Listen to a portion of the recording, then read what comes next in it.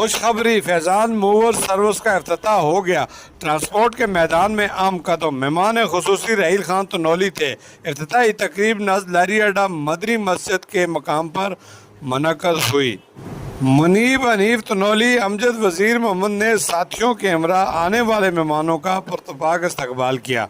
दोस्त अहबाब, ट्रांसपोर्टरों और ताजरों ने कसीर तादाद में तकरीब में शिरकत की।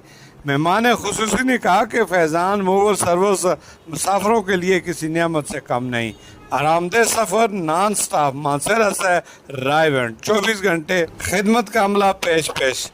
घर से बाहर घर जैसा माहौल बनाए, महफूज पढ़ा लिखा अमला। किरायों में हैरत अंगेज कमी के साथ एक बार ज़रूर सफ़र करें तो बार बार सफ़र करेंगे। मज़ीद मालूमात और तफसीलात के लिए 0318-590-9898 पर रब्ता करें। मैं हूं मीर अफजल गुलजार और आप देख रहे हैं DMM न्यूज़।